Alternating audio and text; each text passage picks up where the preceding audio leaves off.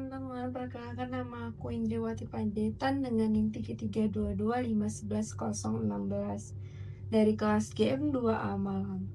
Jadi di sini aku bakal ngejelasin tentang peran GNSS dalam transformasi pertanian.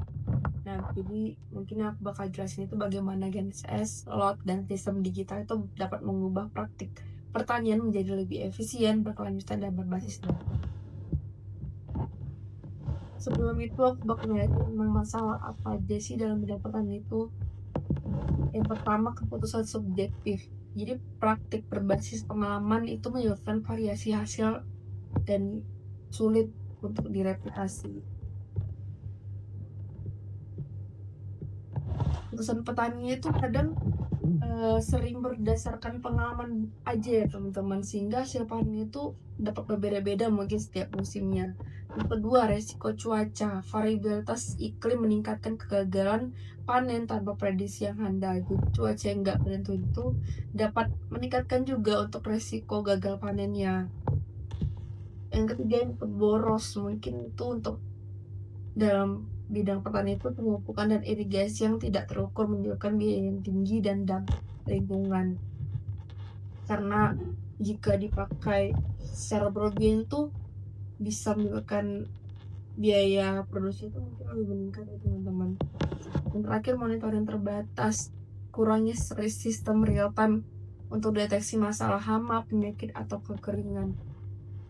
Monitoring lahannya itu masih terbatas mungkin, sehingga hama, penyakit, atau kekeringan itu masih sering terlambat diketahui oleh para petani. Nah, apa itu GNSS dalam pertanian? Sebelumnya udah pada tahu fungsinya teman-teman. GNSS itu Global Navigation Satellite System yang menyediakan posisi akurat untuk berbagai aplikasi pertanian yang presisi. Fungsinya yang pertama, pemetaan lahan dan boundary akurat untuk menunjukkan peta. Itu tuh untuk memetakan batas lahan dengan presisi, fungsi GNSS tadi tuh. Yang kedua, fungsinya itu sebagai alat navigasi alat pertanian untuk koreksi RTK yang menyajikan akurasi sentimeter. Jadi GNSS itu membantu navigasi traktor menggunakan koreksi RTK hingga akurasi itu sentimeter. Yang ketiga, dasar traktor otonom, pengendalian alat tanam dan pengaplikasian input berbasis koordinat. Fungsinya itu untuk mengendalikan alat pertanian itu secara otomatis.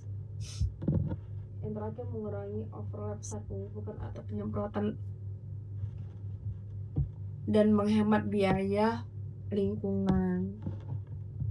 Jadi peran GNSS itu untuk mengurangi tumpang tindih saat penyemprotan atau pemupukan, sehingga penggunaan pupuk dan pestisida itu lebih hemat nantinya. Nah, era pertanian cerdas. Jadi di era ini tuh menggabungkan berbagai teknologi digital seperti GNSS, lot, dan big data yang manfaatnya itu memungkinkan keputusan berbasis lokal spesifik. Jadi semua datanya itu terintegrasi sehingga keputusannya bisa lebih tepat. Lalu otomasi lapangan, traktor otonom dan mesin presisi mengurangi kebutuhan tenaga kerja dan waktu operasional hingga besar. Jadi mesin pertanian itu dapat bekerja secara otomatis sehingga mengurangi kebutuhan tenaga kerja. Mungkin memang untuk tenaga kerja bakal berkurang karena udah ada otomatis nih kan alat yang disediakan. Lalu pengurangan kehilangan, monitoring dan logistik berbasis data ini menurunkan kehilangan pasca panen ke angka yang sangat rendah. Kehilangan hasil panen ini dapat ditekan dengan pemantauan dilakukan secara terus-menerus teman-teman. Aplikasi digital dan lot di lapangan. Contoh aplikasi itu yang pertama ada Smart Irrigation atau pompa dan valve otomatis aktif berdasarkan kelembapan tanah dan lokasi GNSS untuk zona yang spesifik. Nah, itu tuh untuk penyiraman otomatis sesuai dengan kondisi kelembapan tanah yang ada. Lalu monitoring jarak jauh aplikasi mobile menyediakan peta, alarm, dan rekomendasi tindakan secara real time. Sehingga kondisi lahannya itu dapat dipantau melalui smartphone yang digunakan oleh para petani. Lalu ada prediksi cuaca untuk memadukan model cuaca lokal untuk mengoptimalkan jadwal tanam panen. Jadi para petani ini bisa menentukan waktu tanam dan waktu panennya juga. Lalu drone dan citra multispektral, pemetaan vegetasi dengan koordinat genesis untuk diagnosa stres tanaman. Nah, drone-nya itu berfungsi sebagai pemantauan kesehatan tanaman dan mendeteksi tanaman yang mungkin mengalami stres. Jadi para petani itu bisa mengetahui dari drone yang mereka pakai gitu. Nah, peran strategis penyuluh di era digital. Yang pertama, fasilitator teknologi, membantu petani memahami data GNSS dan interpretasi rekomendasi agronomi. Era digital ini penyuluh ini memiliki peran penting ya teman-teman untuk membantu para petani memahami penggunaan GNSS dan teknologi digital lainnya. Juga sebagai jembatan riset lapangan untuk mentransfer hasil riset menjadi praktik yang dapat diterapkan di lahan lokal. Jadi penyuluh ini sebagai jembatan mungkin untuk hasil penelitian itu agar dapat diterapkan langsung di lapangan. Lalu manajemen portal, mengelola platform informasi untuk akses panduan cuaca dan pasar.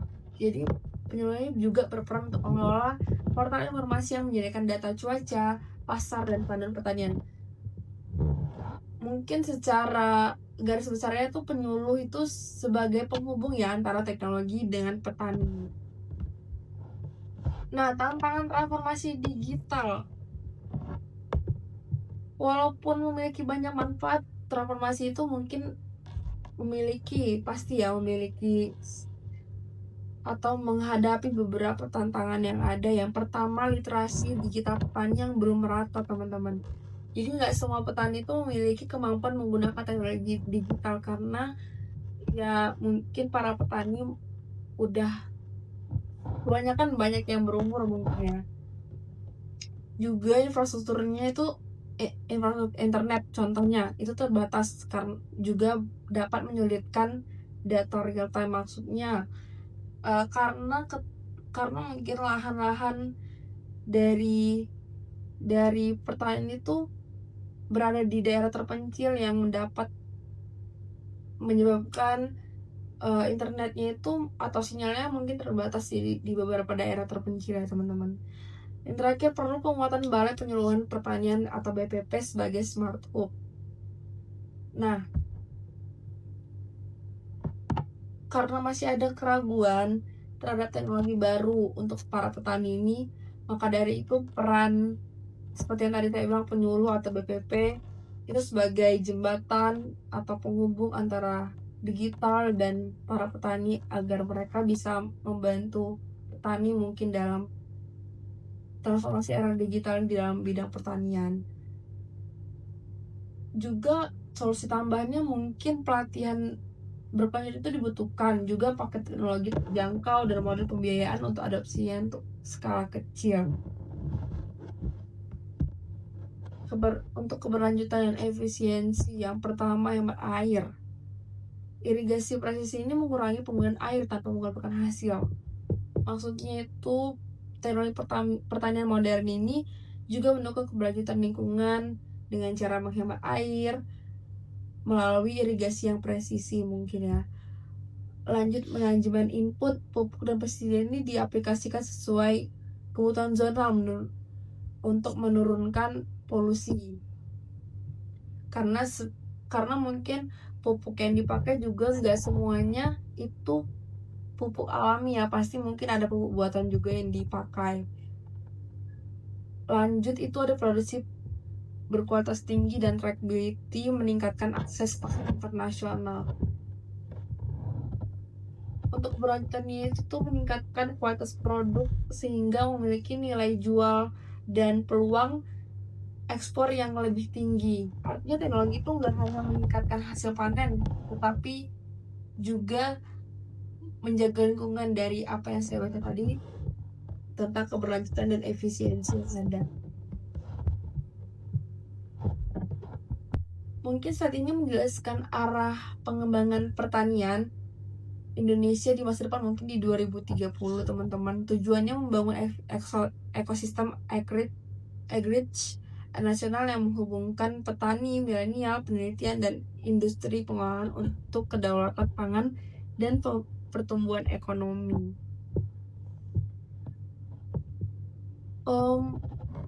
Mungkin visi misinya itu ada untuk meningkatkan kemampuan digital petani, menghubungkan penelitian dengan startup pertanian, lalu pengembangan industri pengolahan hasil pertanian juga, meningkatkan ekspor produk yang bernilai tinggi.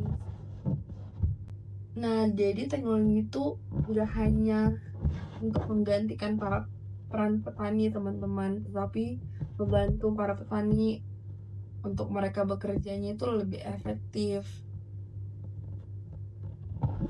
Karena tadi yang saya jelaskan teknologi itu sebagai alat, mungkin generasi ini digitalisasi untuk memperkuat bukan menggantikan peran petani. Terus kombinasi keduanya itu menciptakan keputusan yang lebih baik dan hasilnya itu lebih konsisten antara data dan pengalaman yang ada. Juga kolaborasi pemerintah, penyuluh, peneliti, dan startup diperlukan untuk menjadikan transformasinya itu inklusif. Jadi aksi bersamanya itu juga diperlukan agar kemajuan untuk masa depan bidang pertanian ke depannya. Nah, mungkin untuk kesimpulannya itu GNSS itu berperan penting ya teman-teman dalam kepentingan pertanian yang presisi karena mampu memberikan informasi posisi yang akurat untuk pemetaan lahan, navigasi alat pertanian, serta pengolahan pupuk dan irigasi yang lebih efisien. Jika dipadukan dengan teknologi digital lainnya itu, pertanian dapat menjadi lebih produktif, lebih hemat biaya, ramah lingkungan, dan siap menghadapi tantangan yang ada di lingkungan kita. Oke, mungkin itu aja, sekian presentasi dari saya, Indriwati Panjaitan. Mohon maaf bila ada salah kata. Saya akhiri. Terima kasih.